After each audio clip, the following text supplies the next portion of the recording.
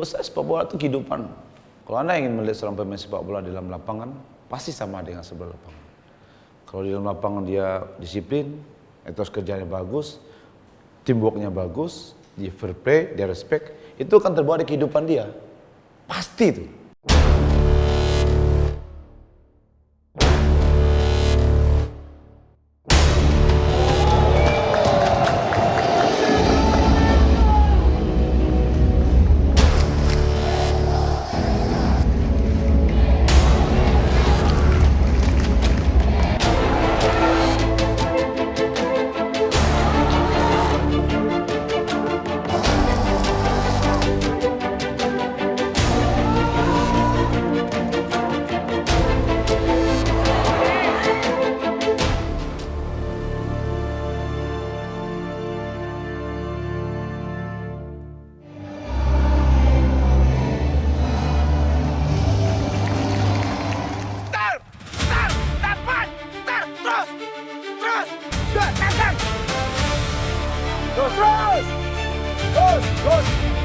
Terus, lagi anda. Terus, play. Egon bicara. Nah. Egon, press. Press lagi. Terus. Oke, mantap.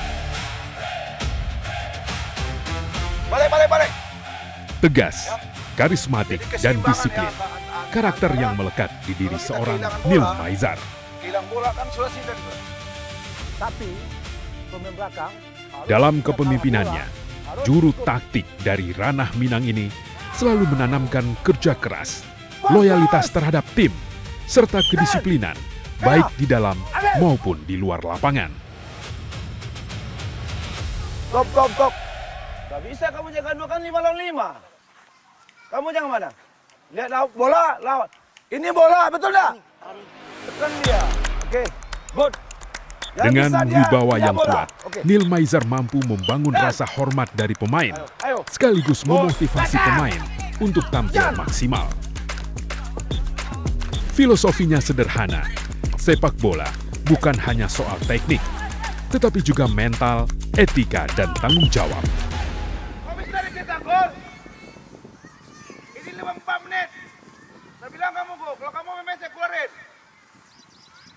Fokus. Jadi untuk membuat tim itu yang hebat, tentu precisionnya harus bagus. Juga ditunjang dengan pemain yang berkualitas. Sehingga semua taktika strategi apa yang diinginkan di dalam pertandingan itu akan bisa kita aplikasikan dalam latihan. Itu yang penting. And it's into the game.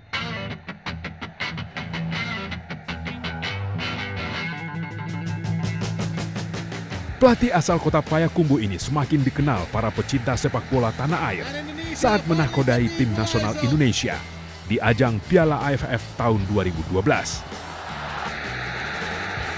And here it comes, the equalizer. That strike by Andek was saved. And on the rebound, Henry knocked it in. It's now 2-2 Bagi back Neil again. Maizar, pengalaman menjadi pelatih timnas bukan hanya tentang sebuah kebanggaan, tetapi hasil dari proses panjang yang dibangun dengan kerja keras, disiplin, dan dedikasi. What a turn of events. Laos defended that very well. First Pamungkas denied.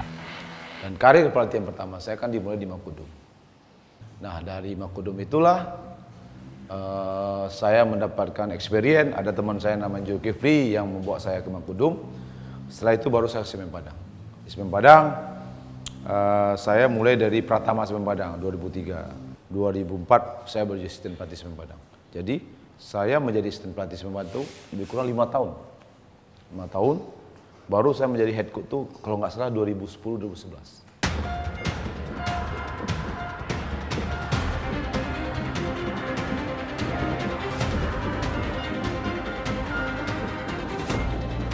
Pada musim perdananya, Neil berhasil membawa Semen Padang FC ke posisi keempat Liga Super.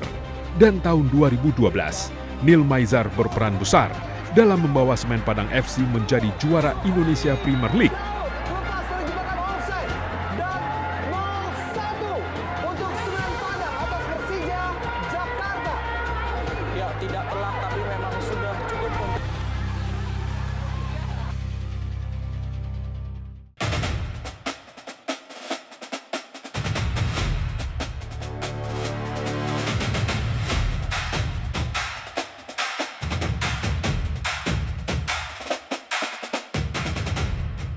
Tidak hanya sebagai juru taktik, bagi pecinta sepak bola tanah air era 90-an, Neil Maizar dipandang sebagai tembok tangguh pertahanan tim nasional Indonesia. Waktu itu yang menguntungkan buat saya itu waktu itu ada seleksi PSSI Garuda 2 namanya. Jadi PSSI Garuda ini mengambil anak-anak muda usia 16 tahun untuk tingkat nasional dan itu di-TC-kan selama 4 tahun di Cibubur untuk Praolimpiade 92. Ketika saya dipastikan menjadi pemain PSSI Garuda, itu tim manajemen dari PSSI Garuda datang ke Payakumbuh. Datang ke Payakumbuh, ke orang tua saya, mengambil Neil Maizar, ditandatangani, bawa perjanjian 4 tahun Neil Maizar harus tinggal di Cibubur, di PSSI Garuda, bertanggung jawab, semua kehidupan Neil Maizar ditanggung oleh negara. Nah, di Garuda 2 inilah saya mulai berprestasi. Karena kita dipersiapkan untuk Paralimpiade Barcelona 92 kan. Nah, di PSSI Garuda itu ada semacam metode pelatihan yang membuat anak muda ini bagus. Didatangkanlah pelatih dari Cekoslowakia, namanya Josef Musopus. Itu pemain terbaik Eropa tahun 66.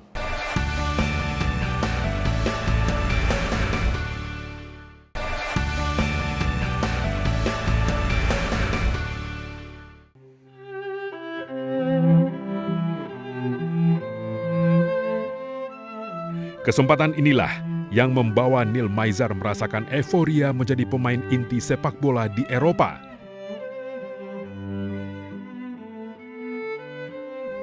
Tahun 1990, tim PSSI Garuda II menjalani pelatihan di Cekoslovakia selama 45 hari. Setelah kembali ke Indonesia, tidak berselang lama, Neil Maizar kembali terpilih untuk mengikuti pelatihan dan bermain di Liga 2 Cekoslovakia selama 6 bulan bersama klub Sparta Praha.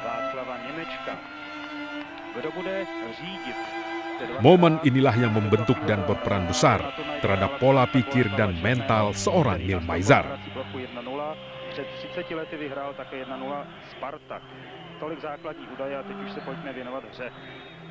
Tahun 90 kita perlu uji coba luar negeri. Maka tim Garuda 2 itu berangkat sama-sama selama 1,5 bulan di Cekoslowakia. Di Cekoslowakia itu kita berlatihlah di sana dan bermain selama 1,5 bulan. Nah, yang menariknya buat saya adalah saya nggak pernah tergantikan di situ. Selama pertandingan di Eropa itu saya nggak pernah tergantikan dan pernah menjadi pilihan utama oleh pelatih dari Josef Musopus. Kita dianggap anak muda yang punya prestasi. Anak muda yang punya prestasi, yang usianya masih muda, di bawah 20 tahun, diberangkatkan lagi ke Eropa untuk berlatih di sana dan untuk bermain di liga di sana. Jadi 4 orang pemain ini, saya, Heriansah, Rocky Putire, Gusiono, dikembalikan berangkat ke Eropa, ke Cekoslowakia selama 6 bulan, bulan Juli sampai Desember. Nah, di sana, kalau saya berlatih di Sparta Praha dan bermain di Benesov, kalau Heriansah sama Rocky berlatih di Dukla Praha dan bermain di Montaze namanya. Nah, perjalanan inilah membuat saya matang dalam cara berpikir, matang dalam cara bersikap, karena kita sendiri dong. Setelah itu, baru kita masuk tim Paralimpiade. Setelah membela timnas sejak 1992 hingga 1997, Neil Maizar mendapat tawaran untuk membela klub kebanggaan Urang Awak, Semen Padang FC.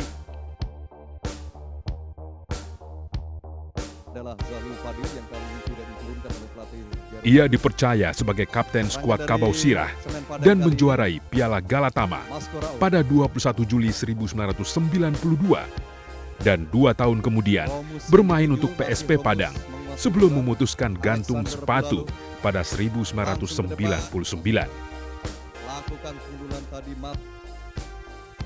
Jauh sebelum semua pencapaian itu, Neil Maizar hanya seorang anak muda di sebuah kota kecil, kota Payakumbuh, yang bermimpi untuk menjadi pemain tim nasional. Sebenarnya kalau bercita sepak bola itu kan dimulai di kota kecil ya, di kota Payakumbuh. Saya tumbuh dan besar di sana. Ada klub Mandala FC namanya. Jadi saya tumbuh di situ, setiap hari berlatih sama Mandala FC di waktu masih SMP ya, SMP. Dan yang membuat menarik buat saya adalah perjalanan ini kan dimulai dari Porda pertama Sumatera Barat. Porda pertama Sumatera Barat itu tahun 85 nggak salah. Dan saya satu-satunya anak muda yang masuk di kota Payakumbuh bermain dengan senior. Mereka udah umurnya udah ada yang berkeluarga, ada yang apa, saya masih muda. Dan main terus inti gitu di Porda Payakumbuh. Anak muda dari kota Payakumbuh dianggap berbakat dan diklat melalui Uncu berniat untuk merekrut dia untuk masuk ke Diklat 10 Padang. Saya sangat bahagia dan gembira. Malam itu juga saya pulang ke Payakumbuh. Malam itu juga. Diklat ini impian para atlet muda sepak bola di seluruh Indonesia karena semua biaya dan kebutuhan peserta diklat ditanggung secara penuh oleh negara. Pencapaian ini menjadi kebanggaan bagi keluarga Neil Maizar.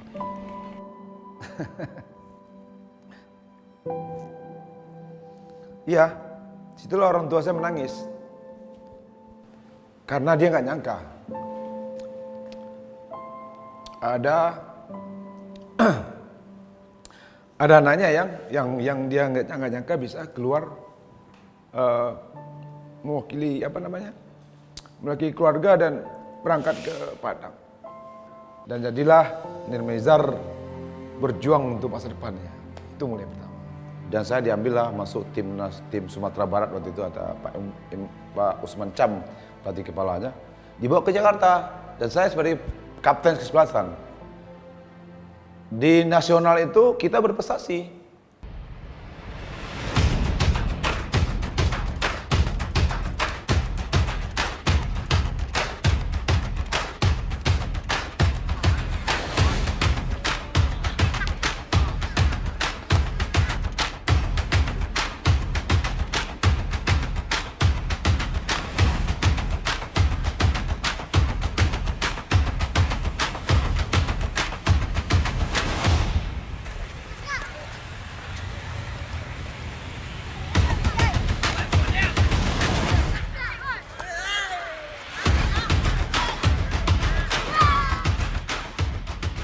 Pengalaman dan dedikasinya dalam dunia sepak bola Indonesia menjadikan Neil Maizar sebagai sosok inspiratif bagi insan sepak bola Indonesia, khususnya Sumatera Barat.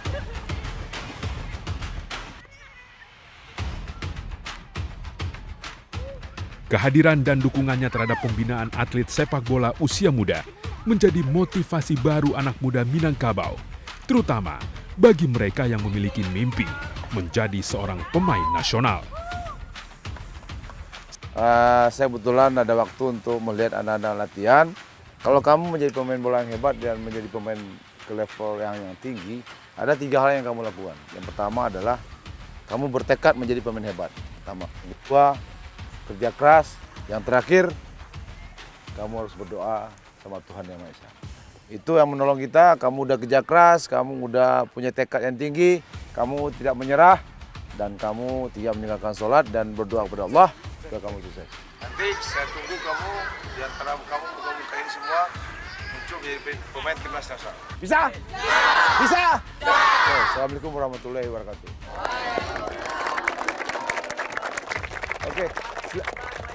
Oke, silakan latihan lagi ya. Saya semangat latihannya ya. Oke, baik.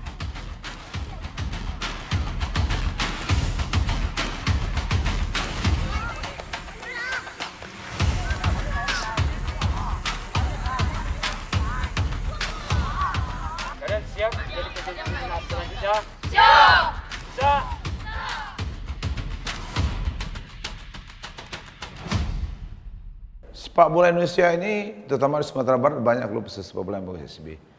Yang saya inginkan adalah kualitas dari pemain itu tergantung di kualitas pelatih. Nah, oleh sebab itu saya berharapkan pelatih-pelatih yang berkualitas harus turun ke lapangan, membenahi teknik-teknik dasar daripada pemain, cara berpikir pemain, sehingga pemain anak-anak muda yang sepak bola di Sumatera Barat ini bisa tumbuh menjadi lebih bagus, lebih hebat, dan mempunyai karakter. Kualitas of coach menentukan dari kualitas of player. Kita mulai 2018 ya. Dari 20 pelatih yang pertama ambil A Pro lisensi itu 20 di Indonesia, ada 2-3 orang dari luar negeri. 2 di Malaysia, 1 di Jepang masalah. Jadi buat saya untuk proses mendapatkan lisensi A Pro ini memang harus total kita di situ, sehingga dalam menjalankan apa yang harus kita lakukan untuk di sepak bola Indonesia itu bisa lebih detail, lebih berkualitas, dan kita lebih punya ilmu yang matang di sepak bola Indonesia gitu.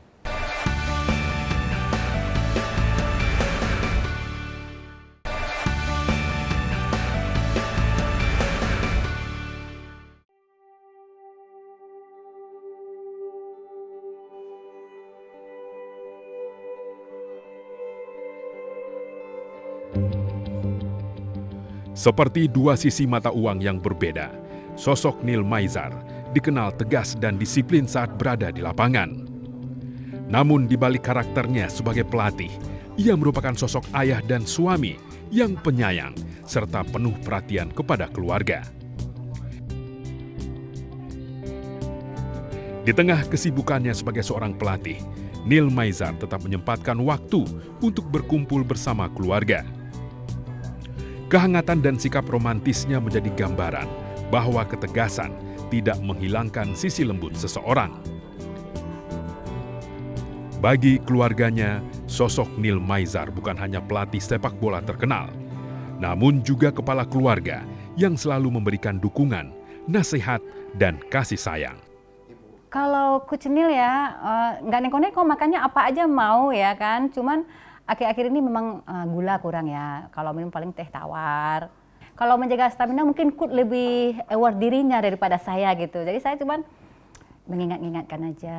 Paling olahraga pagi. Kalau nggak latihan, jadwal latihan kita jalan pagi berdua ya kayak gitulah. Pernah suatu saat saya nonton TV ya. Terus ada pelatih timnas ya di pinggir lapangan. Terus bapak celetuk. Suatu saat saya di sana. Bercanda saya bilang. Tapi itu jadi kenyataan gitu kan, jadi kenyataan. Assalamualaikum. Salam. Pencapaian menjadi seorang pemain bintang dan pelatih sepak bola tim nasional Indonesia tidak terlepas dari bimbingan sang legenda sepak bola tanah air, Suhatman Imam.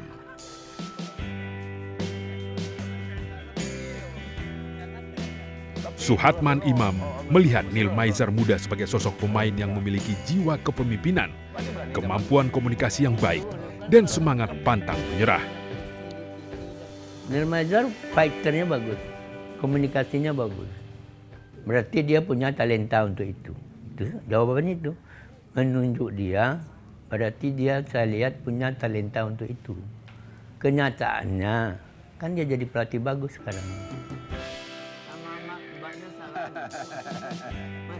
Selama berada di bawah asuhan Suhatman Imam, Neil Maizar belajar banyak hal tentang sepak bola, strategi, dan tanggung jawab.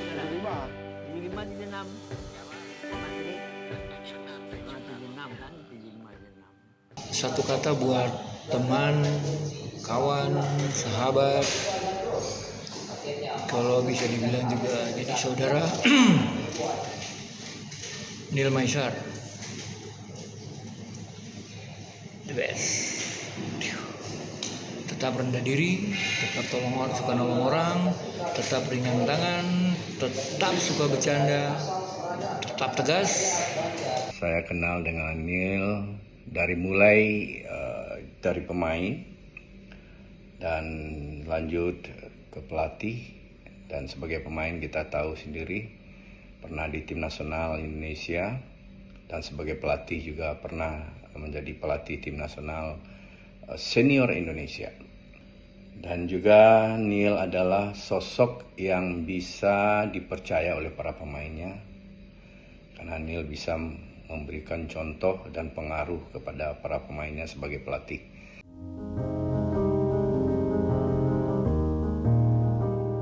Minangkabau seakan tidak pernah kehabisan talenta sepak bola.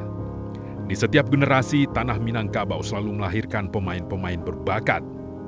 Sebelum Neil Maizar, era 70-an, Sumatera Barat memiliki Suhatman Imam sebagai pemain sepak bola yang terpilih untuk memperkuat skuad tim nasional. Perjalanan karir sepak bola Suhatman Imam tidak jauh berbeda dengan Neil Maizar. Urang awak kelahiran Koto Anau, Kabupaten Solok 26 Februari 1956 ini memulai karir sepak bola di Persatuan Sepak Bola Padang, PSP, pada tahun 1972. Kemampuannya yang menonjol dari pemain lain membuat PSSI memanggil Suhatman untuk mengikuti diklat sepak bola di Salatiga, Jawa Tengah. Saat itu, ia menjadi satu-satunya pemuda asal Ranah Minang yang lolos seleksi dari ratusan atlet sepak bola Indonesia. Terpilih 25 orang untuk ke Salatiga. Dari Salatiga itu diseleksi lagi, 25 tadi, jadi 8. Alhamdulillah saya dalam sekian banyak pemain yang 8 itu saya sendiri yang main di senior itu. Alhamdulillah terpakai untuk pre-Olimpiade yang pelatihnya waktu itu Will Korver dari Belanda. Namun sayang, perjalanan karir Suhatman Imam yang indah di dunia sepak bola tidak sejalan dengan keinginan orang tuanya. Sebetulnya saya nggak boleh main bola sama ibu. Jadi saya mencuri-curi gitu. Celakanya, setiap sepatu bola saya bawa pulang, ibu saya bakar. Sampai 3 kali dibakar. Sampai di Salatiga, atau PSSI Nasional di Salatiga, baru ibu saya tahu. Tapi bapak saya belum tahu. Saya punya tekad dari kecil jadi pemain nasional.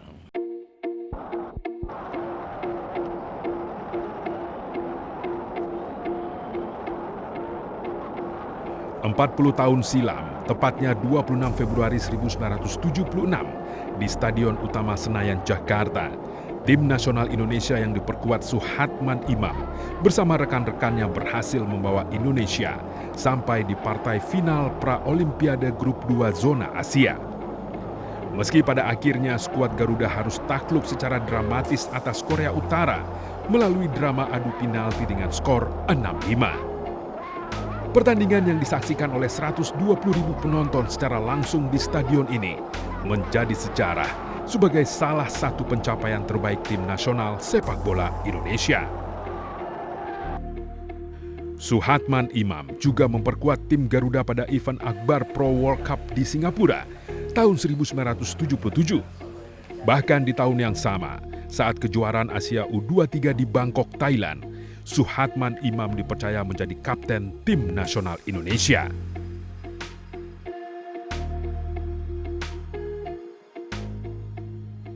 Bagi Suhatman Imam, sepak bola tidak pernah berhenti. Di usia 26 tahun, ia memulai karir kepelatihan dengan melatih PSP Padang, serta menangani tim Prapon dan PON Sumatera Barat. Kiprahnya semakin bersinar saat menahkodai klub Semen Padang FC pada tahun 1984 hingga 1992. Tahun 1993-1994, Suhatman Imam juga dipercaya menjadi pelatih tim Primavera Indonesia di Italia. Pembinaan yang melahirkan banyak pemain berkualitas yang menjadi tulang punggung sepak bola nasional, seperti Kurniawan Dwi Yulianto, Kurnia Sandi, Yeyen Tumena, dan Sugiantoro.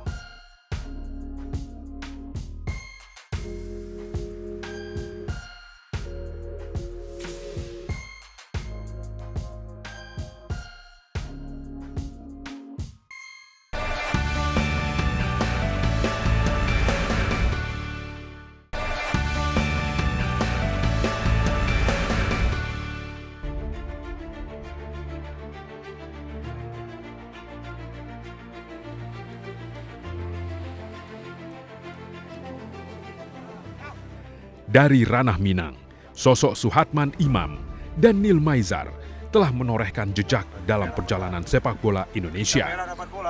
Keduanya bukan hanya dikenal sebagai pelatih, namun juga sebagai guru kehidupan yang menanamkan disiplin, semangat juang dan kecintaan terhadap merah putih.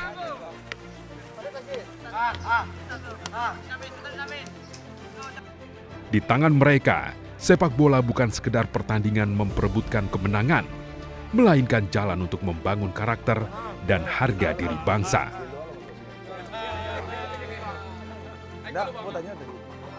Dari lapangan-lapangan sederhana di Tanah Minang, mereka mengajarkan bahwa mimpi besar dapat lahir dari kerja keras dan pengorbanan.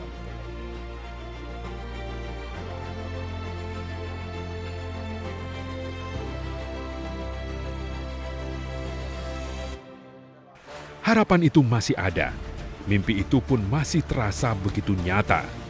Semua rakyat Indonesia ingin menjadi saksi ketika lagu kebangsaan Indonesia Raya berkumandang di ajang Piala Dunia.